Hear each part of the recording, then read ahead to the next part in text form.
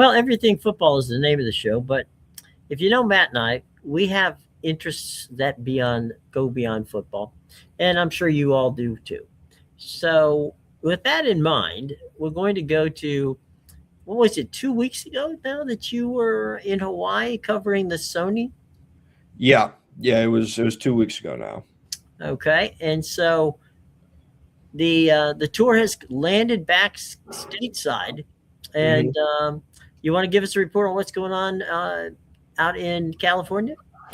Yeah, so yesterday was the first round of the Farmers Insurance Open. Yeah, Farmers Insurance Open. Played at Torrey Pines. It's a weird stretch they go on in California where they seemingly play like a lot of split courses. Like for Torrey Pines, you're playing the North Course and the South Course in the Hmm. first two rounds. Obviously, for the Amex, they had three courses that you would play once, and then obviously round four was played on the same course. It was a 3 day cut. And Hmm. then when you go over to Pebble, you're going to have Spyglass Hill and Pebble Beach as Hmm. two courses that they play. Um, Really more of a like this is something that you really only see in this California leg. It's not something that Hmm. you see outside of it. But I was going through and looking at the leaderboard, and out of the top 40 players right now, because you get down and they're currently at T41, which Hmm. is T41 is currently three under, I think. Hmm. Um, yeah, so T41 is at three under. So players that are four under um, or lower, only six of the 40 played the South course. Everybody else played the North course. The North Wow. course played exceptionally easier yesterday. It was something that has been a trend really over these past, I think, six of the last seven winners Hmm. started on the North course. We talked about it last week with the Amex and Hmm. what it means starting on that easier course and how it keeps you from feeling like you're in that hole and pressing. Right. Because we talked about it with Scotty Scheffler, and what makes Hmm. him so impressive is that it doesn't really feel like he kind of presses Hmm. ever. Is he makes the same consistent shots and plays the same consistent level of golf regardless of his position. Well, most people are a lot more human than Scotty Scheffler is. Yeah. They take a lot more of a human approach to the game of golf, and when they see that big number ahead of them, they don't see the fact that they played the easier course the day ahead. They see the fact that they're 6, 7, 8 strokes behind Hmm. the leader, and it's human nature to press and try to put yourself in that good position to try to climb back, even though you can't get, five under on a hole. That's not possible, but Right. you're trying your best to go and stack birdies. So the now those South Course guys are going to flip, but it still feels like it's a significant advantage for the people that started on the north side. Well, I mean, to your point, um, and you're saying about it, whether it's Scotty or whomever it might be, Rory McIlroy. If you're looking up at that leaderboard and you're down 4 or 5 strokes, okay, you know, you know that they're not going to cough that up. You know, Yeah. if you get lucky, they'll cough up one or two. They may even on a bad day cough up three. hmm So at the beginning of the day, pretty much I'm going to have to shoot in the 60s to get anywhere to get me to Saturday where I might have a shot at this on the weekend. Yeah. And that's uh, I would almost be inclined to look at it a way like the guy. So Seamus Power is the leader from the guys that played the South Course. He's 7 under. Hmm. Justin Rose is the leader at 10 under. But Power and hang on, I've got it here. Where is he?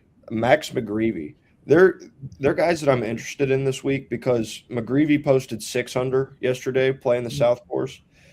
If they were able to post that number on what was the harder course, Hmm. what kind of momentum can that give you going into what is the easier course in the North Course?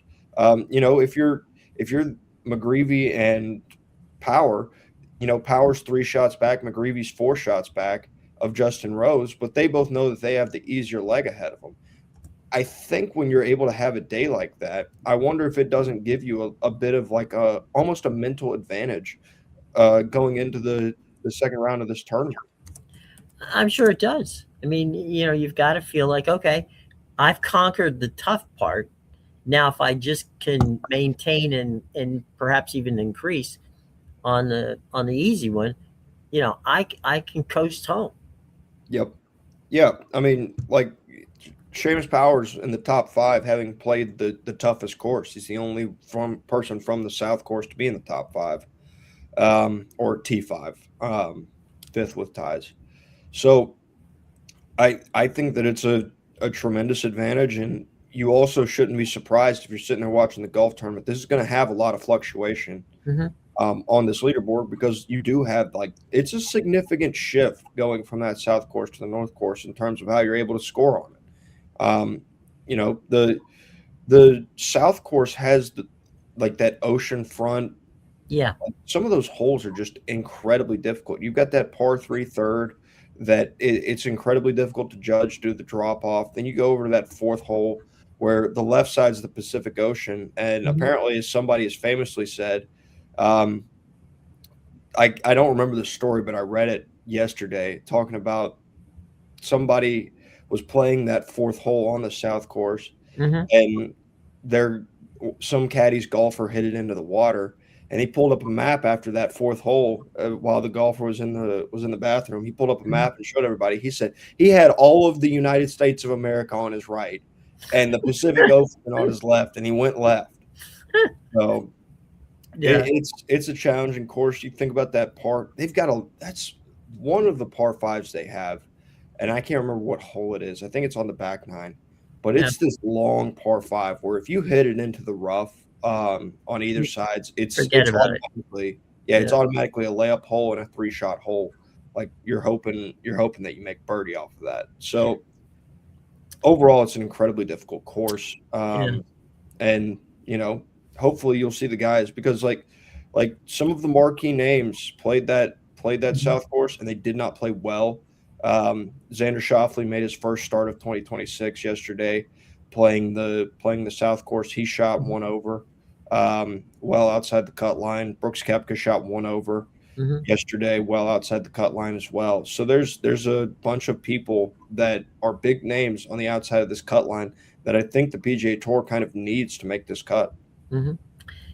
One of the things, I'm just looking at the weather for the weekend there. Um, Today's high is going to be around 77, tomorrow 77, and then Sunday, the closing day, around 72 with morning temperatures in the mid 50s, upper 60s. Hmm. There's not going to be a bad wind, which is that you're just talking about the ocean. That's so close to the ocean, literally on the ocean. Hmm. That's a great thing where the guy pulls out the map. That's hilarious. Whereas he's got the entire United States to his right and he hits it left. Hmm. So anyway, weather-wise, it should be fine. The wind is not going to be a factor.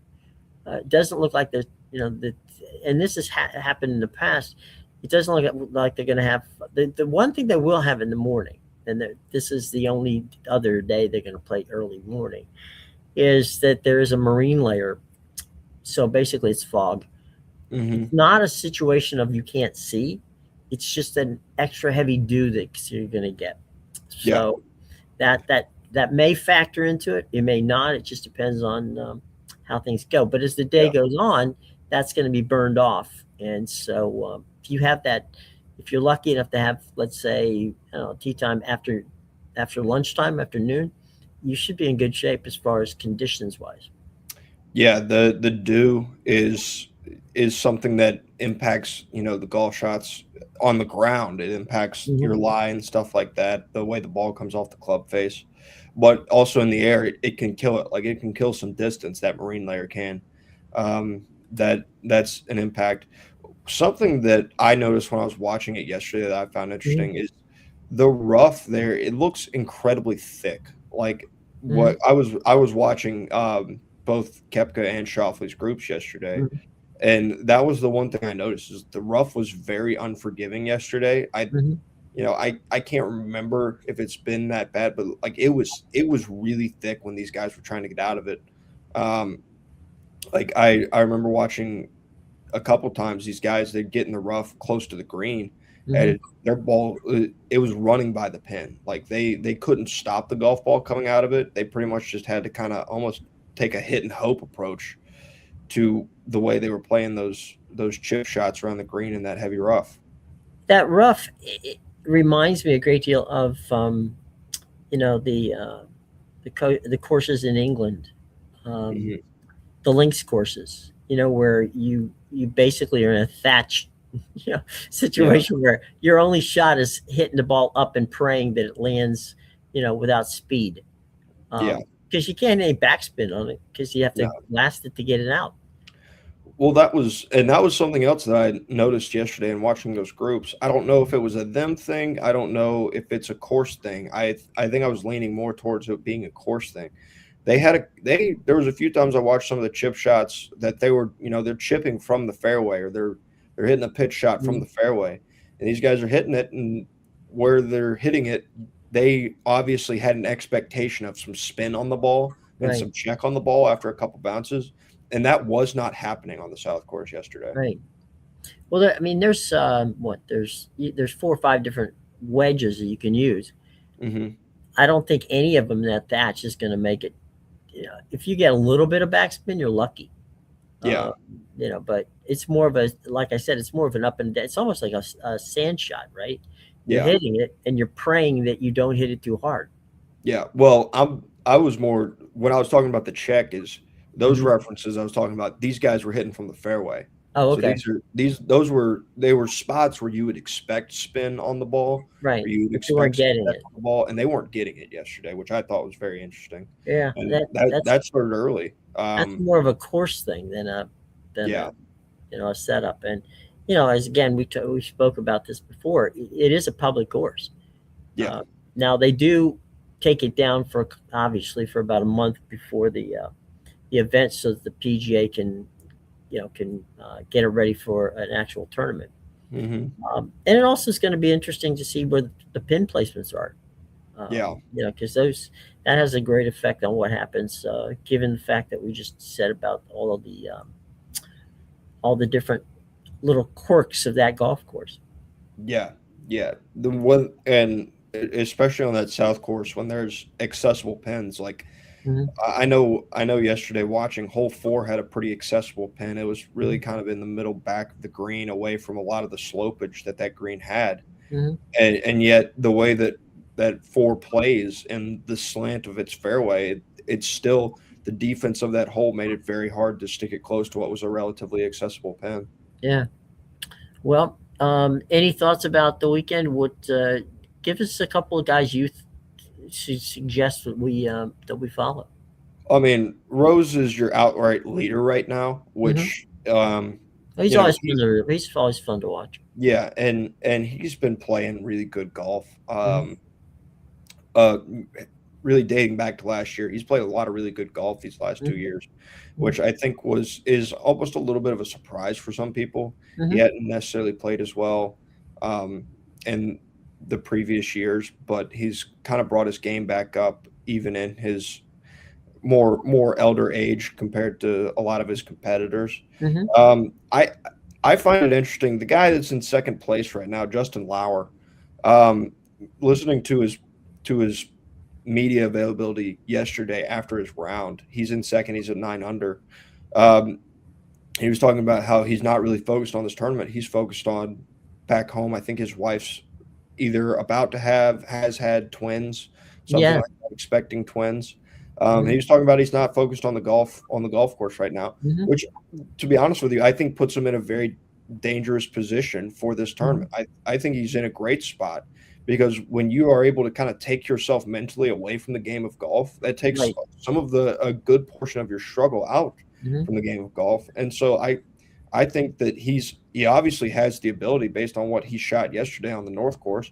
Hmm. Obviously, he's going over this South Course, but if he truly isn't focused on this golf tournament and he truly is focused, like he's ready to get home to his wife um, and potentially children, then that puts you in a really good spot because it takes that mental edge away from the game. So where maybe if you have a bad shot today on the North Course, then you're able to or on the South Course, then you're able to bounce back a lot easier because that's not really where your mind's at. You're not focused on necessarily this round of golf. You're focused elsewhere. Well, you brought up a good point. If you've got something else on your mind, right, you're more likely to look at it as a shot to shot thing, right? Hmm. You don't look at it as, oh damn, I just hit the ball 20 yards in the wrong direction and from what I wanted it to be. You just walk over and go, okay. You're thinking about the family, you're thinking about all the other stuff, and you just pull up the club, and the caddy tells you what club to use. You got a distance, bing bang boom, you're hitting it. So you're right. I mean, if you're not in your head, then that could be a factor. Yeah. And now, granted, I know that we're talking about different levels here. Oh, sure, Like yeah, you think back to Scotty Scheffler a couple years mhm, ago at the Masters. right. His wife was expecting. There was a Hmm. chance that if she went into labor, he was going to He pull was out of the relieved, yeah, tournament, and he yeah. won by a very comfortable margin in that Hmm. tournament. And not that it wouldn't have happened otherwise, Hmm. but you wonder what kind of it's almost like a mental relief to have your mind on something else. Right, and not necessarily on the fact of the birth of a child, which Hmm. is a pretty substantial thing to have on your mind. But it does. It could play a role. We'll see. We'll definitely see. Um, let's jump over real quick. I know we have a lot of NASCAR fans, and we all know that the Daytona 500 is the official start of the season. But NASCAR does do a few things prior to that, and this weekend is really the kickoff of kind of NASCAR's getting into the 2026 season. And this is something they've done. It's relatively new, and that's they've gone to the Bowman Gray Stadium, which is an old, um, very. It's a track where they used to race when in the old days. And when I say the old days, I'm talking about the 40s and 50s. Okay, it made it into the 60s a bit. It's a small track, and that's what I guess makes it fun for the drivers. The drivers love this. They call Bowman Gray the Madhouse. And practice for that is on Saturday afternoon. It's going to be on FS1 for those of you watching. Um, the heat races and the actual feature, it'll be in prime time again on FS1. So if you're a NASCAR fan, the Bowman Gray is this weekend, and it should be fun. As I said, it's a prime time event on FS1. You know, if it'll get you excited for what comes next as the NASCAR season begins. Australian Open. This one, if you're a tennis fan, and I'll tell you something, Matt. Last night I watched a little bit of the finals, the semifinals. I'm sorry, men's semifinals, and it was I watched it live, which was around midnight, and it went 5 sets, so I checked out long before that thing ended. Hmm. But the tennis on both the women and the men's side has been phenomenal, and the fun thing about the Aussie Open is that the crowds in Melbourne, it's like they, how in golf you want it to be quiet, you want the crowd reserved, you want that whole routine, Hmm.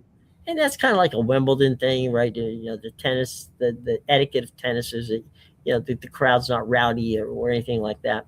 Yeah. There, the two majors where you're going to find that rowdy crowd is Australia and in the U.S. Open, Hmm. and the crowd just they get into it and they have no problems yelling, screaming, and you know not actually during the points, but after the point is done.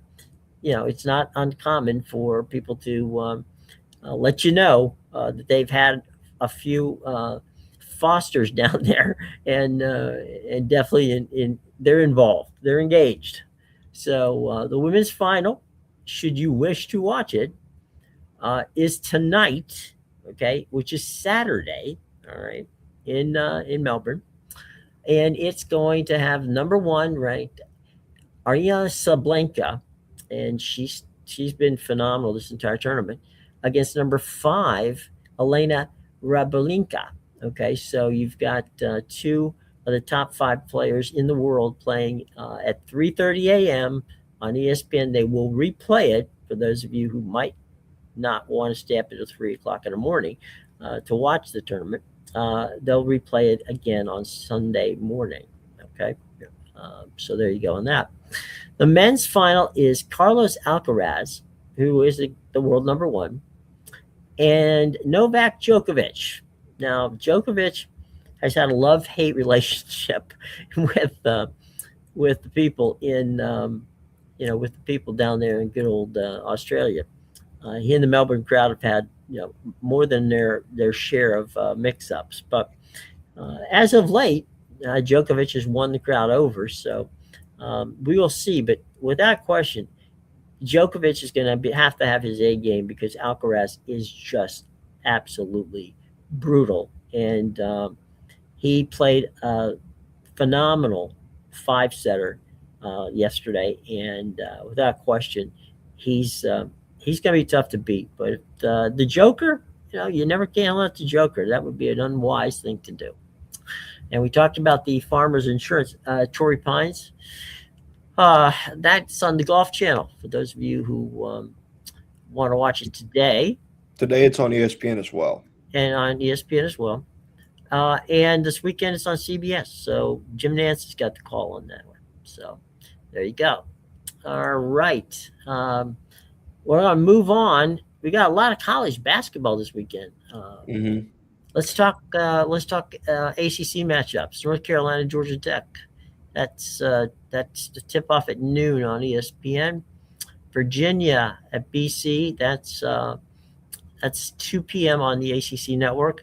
And the final ACC matchup that we'll talk about or we'll throw out there for you, Clemson is in Pittsburgh. Excuse me. That's 6 o'clock on ESPN2. I see Pittsburgh at Clemson being at noon on the ACC network. Okay. Well, we're going to have to check that one out. Yeah.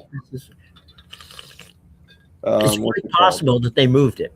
Yeah, North Carolina, Georgia Tech says it's at 2 on the ACC network. Okay. Duke, Virginia Tech is at 12 on ESPN. SMU, Louisville at 2 on ESPN Okay. as well. What are the matchups in the ACC that to catch your fancy now? I mean, to be honest with you, it's a little bit of a down year for the ACC in terms of basketball. Their overall product isn't fantastic. They need this grouping of ranked teams: the Duke, the Clemson, the Virginia, Uh, North Carolina, and Louisville. They all need to hold pat, continue playing well, because they've got some solid teams like SMU and Louisville. I think is going to be an interesting one. SMU is 15-5. Louisville's 14-6. Louisville's ranked. SMU's not. mhm. But in terms of the top level teams, is you have the two that share Tobacco Road, and then you've got Clemson, Virginia, and Louisville kind of as your outside teams. SMU probably could get a bid if they continue to play well. Mhm. We got some Big 12 and Big East games.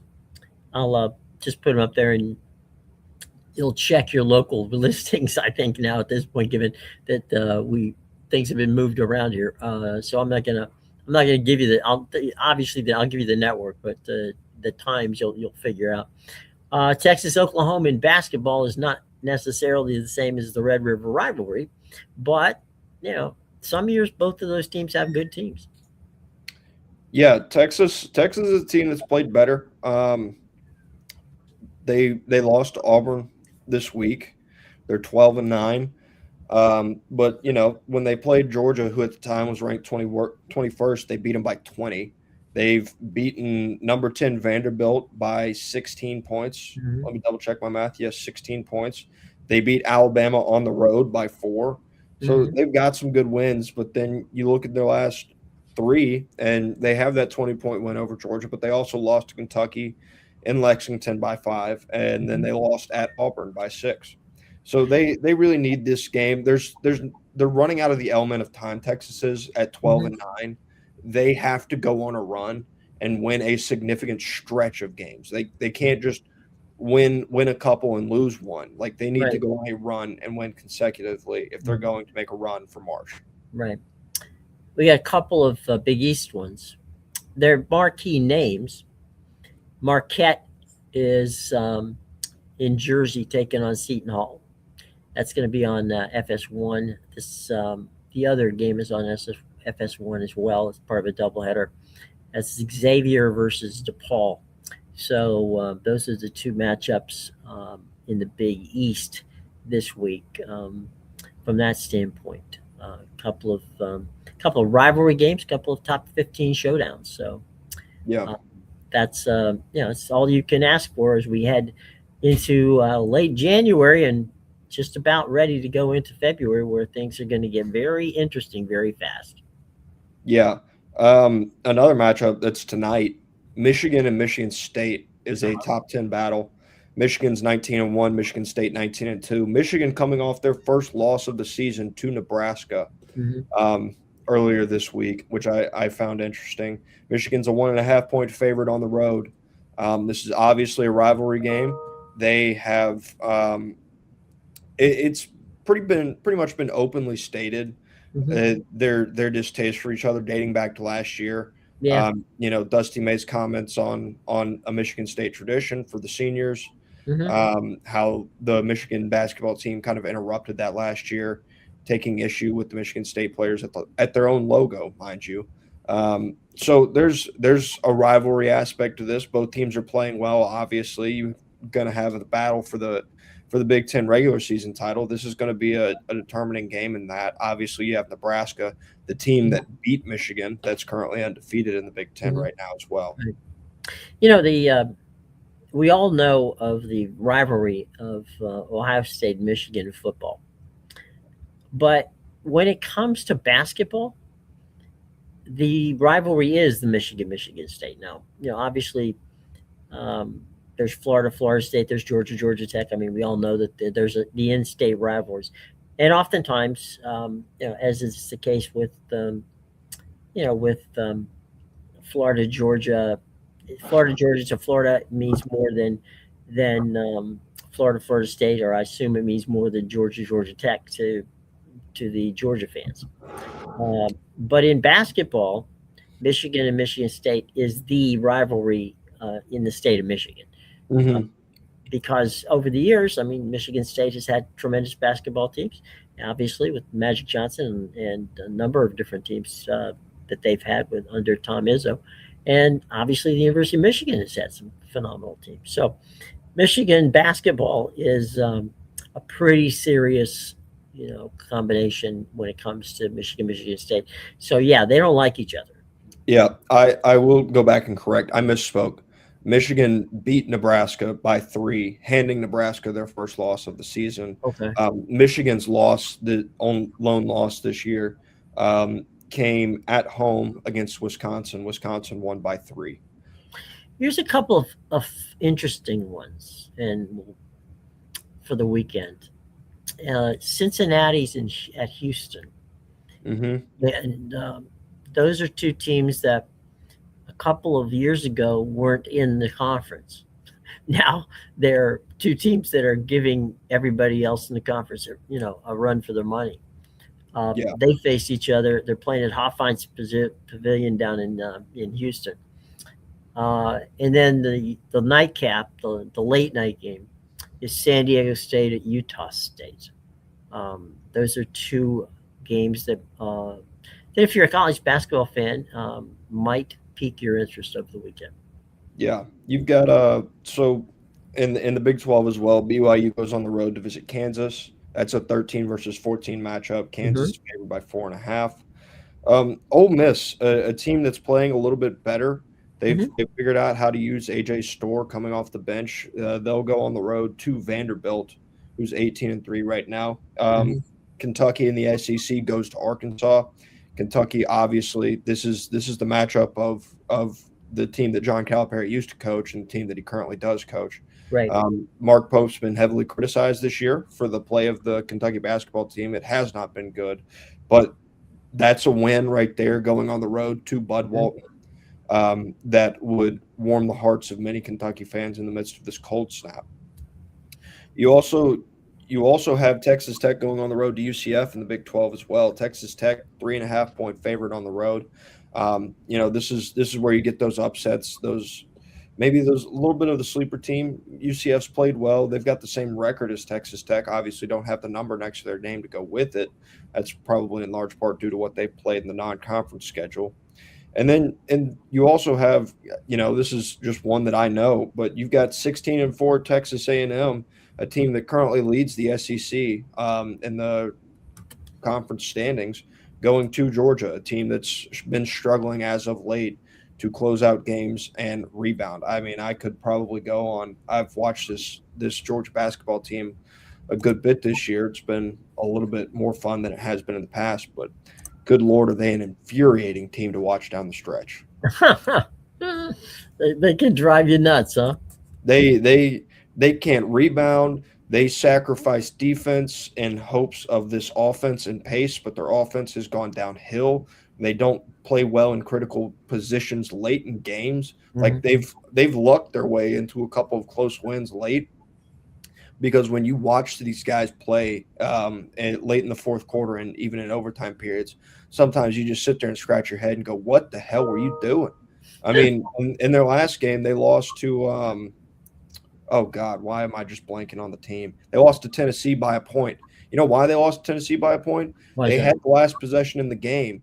They were down by 3, and they had like 15 seconds on the clock. Mike White calls his timeout, gets everybody over there. They go back out there. They inbound the basketball. They've got 15 seconds to play with. They do a bunch of dribbling around, and then Smurf Millender makes a layup with 0.6 seconds left in the game. Wow. Just mind-boggling. They lose by a point.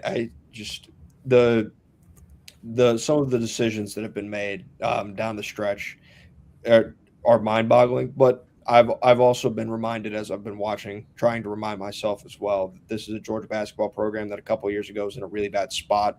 They made the tournament last year. They've been ranked for a couple of weeks this year. Now they're no longer ranked, obviously, due to their recent skid of games. But they have a lot of problems they need to figure out. They got to figure out how to rebound mainly.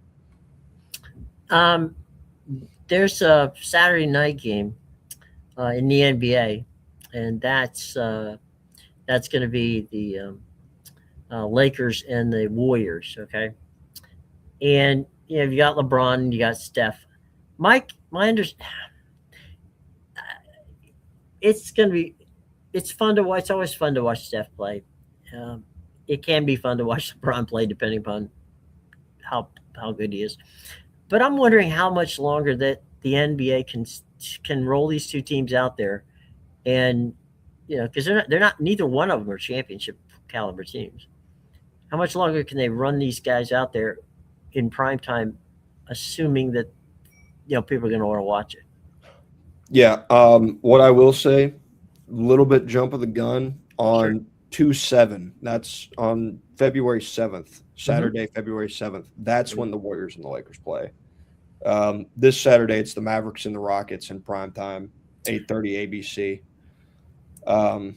So, yeah, just a little. Well, the Mavericks and the Rockets. The Mavericks are fun to watch. Yeah. Not too crazy about the Rockets, but the Mavericks are fun to watch. I think Cooper Flag had 49 last night. He did. He set a record. He's playing better. The Mavericks as a whole aren't playing very well. They're 19-29. Right. Obviously, you've got the Rockets, who have played well. They obviously made the move to go get Kevin Durant in this offseason, kind of signaling an all-in perspective for this season. Games like these you got to win. Battle of Texas, this is a team that's worse than you. They've kind of handled their business against the lesser teams in the league for the most part. They've went and they beat the Grizzlies. They beat the Hawks on Thursday. They beat the Pistons. The Pistons are actually playing well this year, but they've kind of split them. But these are the games that you need to win in the NBA season. You want to win the ones that you're supposed to win, and obviously split the ones that are supposed to be the challenging games. There's a fun thing happening this weekend for those who are not familiar with it.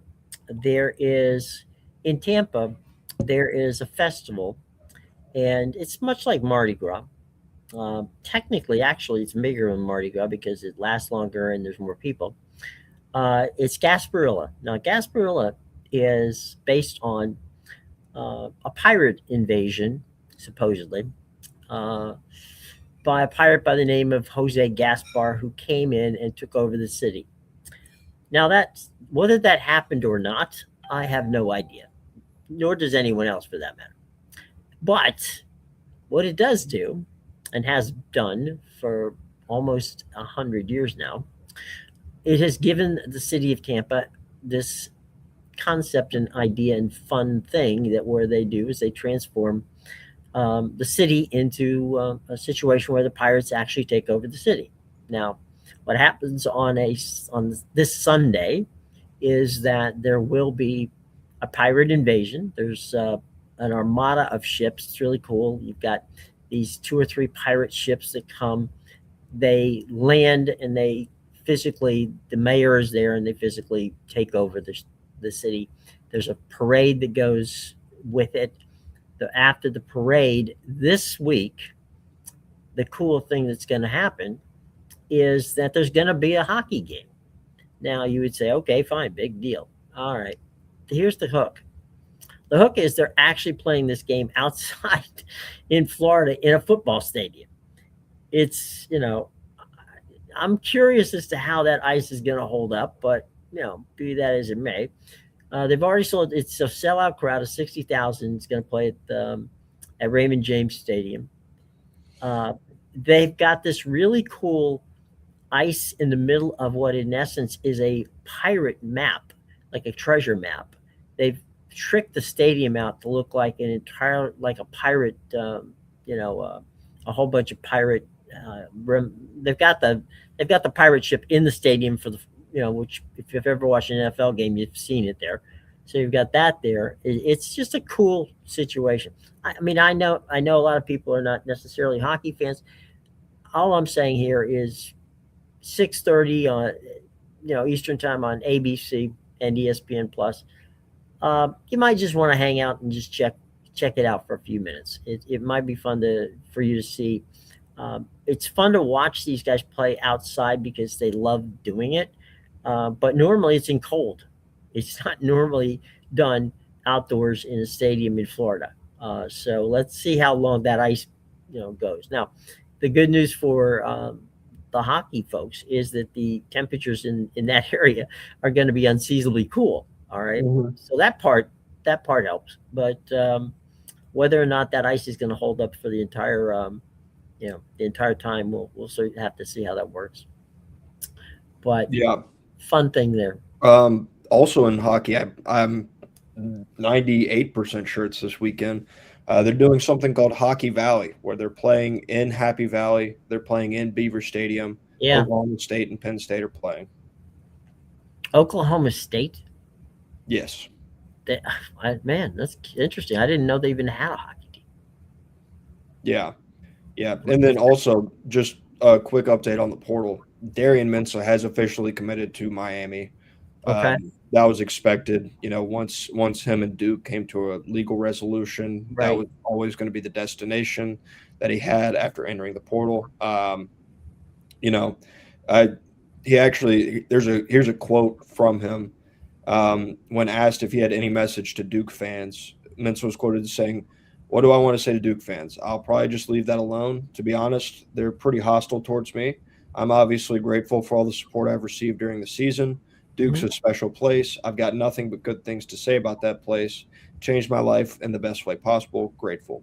Obviously, Duke people, they can and will be upset with Darian Mensah for the choice that he Mhm. made. I think if you're Darian Mensah, though, it's a choice that makes just far too much sense in the world. He got a $2.5 million raise Mhm. going to play at Miami, along with a lot of kickers that Mhm. are included in that deal. That I mean, this is just it's for as much as people want to talk about college football being level and all this other stuff. Mhm. There is still very much a sense that it's still the haves and the have-nots. Mhm. You have or you don't have. Duke does have in a certain manner. They were able to afford Mensah up to $4 million, but Sure. they don't have in the sense that they can't pay him 6.5, along with all of the other perks that Miami was able to offer. So, that's the world that we live in terms of the transfer portal in college football. But he has officially made that commitment. I think that one of the things about that statement, I think it shows some maturity and some class. Yeah. He tried to say, look, he didn't handle it in a way where he was a jerk and basically didn't issue a statement at all. He issued a statement that basically said, look, I appreciate everybody that was kind to me and the fans and everybody who came out and watched and supported me there, but you move on. And, Hmm. um, you know, in this world of college football at this point in time, there's a lot of people who do that move and don't say a damn thing. So, the fact that he showed a bit of class, hopefully it's a good thing for him. Any thoughts about what how he will how he will do at Miami? You'd expect Darian Minson to come in and produce. Like he came in and he produced at Duke. Hmm. They lost football games mainly because of that defense, not because of Darian Minson and his arm. He was prone to make mistakes. That's something that's important, and they'll probably clean up. I know that Carson Beck. You look back at what he did at Georgia. He was pretty mistake prone. He had a lot of Hmm. throws that just kind of make you go, good God, Carson, what were you looking at? Right. And he cut those down. He really limited his turnovers to a majority of two games. That SMU and that Louisville game were where the majority of his turnovers happened. He had 6 interceptions over the two games. Um, so it's something that Miami worked on with Carson Beck, and they were successful in.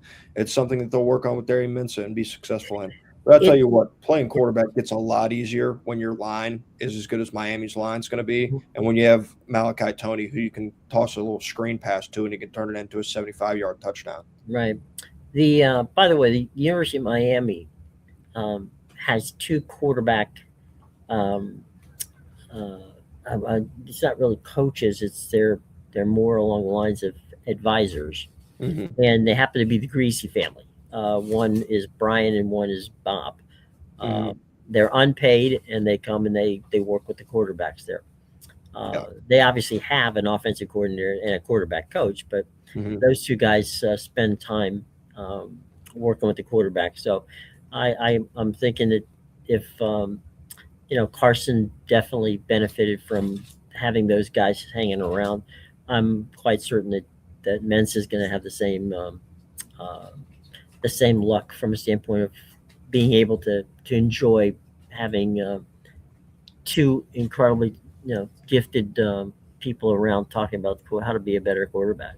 Yeah, that's one of the interesting parts of football is some of the off-field guys play Hmm. a bigger role than sometimes you realize. Obviously, the guys that are position coaches and coordinators, they're going to get a lot of the credit, and that's due. But there's some off-field guys that sometimes play a key factor Hmm. in how games are won and lost. Like obviously, those guys probably played a pretty good factor into Carson Beck's development in terms of his decision making throughout the Hmm. year. I can tell you going back to Georgia that going back to not this past year, but the year before, going into that Texas game, Will Muschamp was a big piece Hmm. of that defensive game plan going into Austin last Hmm. 2 years ago for Georgia. It's a game they won. It's a game their defense was stifling. Hmm. It's really the best their defense looked all year, and I think a good bit of credit was due to Will Muschamp and the work Hmm. that he put in throughout the week there. And he's a quality guy. Yeah, I mean, he's had his issues as a head coach, but he's never been a pain in the neck from a standpoint of he's it's never deterred him from doing the best he possibly can for whomever he's working for. There's yeah. you can argue whether he's a good head coach or not, but you can't argue that he doesn't work hard. Well, yeah, we've talked about it before on the show. Mhm. Some guys are just better coordinators than they are head coaches. Mhm. Some guys they just fit that mold better. Mhm. And Will Muschamp's one of the best defensive coordinators out there. Yeah, and there's no doubt if I had an opening and he was there, that'd be the guy I want. Yeah. Well, Another guy in that realm is Charlie Strong. yeah, yeah. And Texas, Texas took your advice there. They have he's now their defensive coordinator out there in Hmm. Austin. Well, he's a good dude, and wish him nothing but the best. Okay, so we have touched on a lot of different things this weekend. What you're gonna be? You'll be checking out, I'm sure, the golf on CBS, Mhm. um, and the Tennis, I will get on a replay because I'm not staying up to 3 o'clock in the morning to watch the finals of the Aussie Open. Yeah, that's But understandable. yeah, that's a fun one.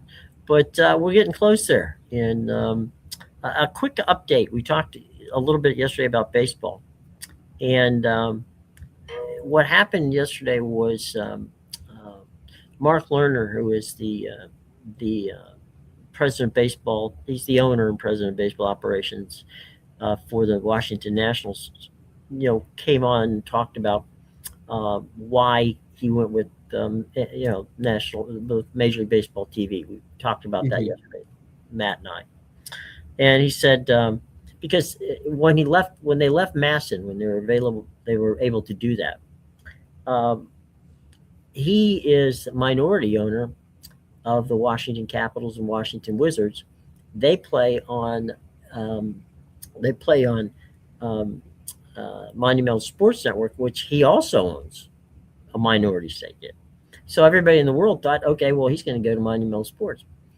And he came out, and when he announced that they were going to go to MLB TV, everybody was like, wait a minute, why would he not go and be on the same network as the basketball and the hockey team, right? And he said that this allows the team the freedom to own their own rights and work directly with the league.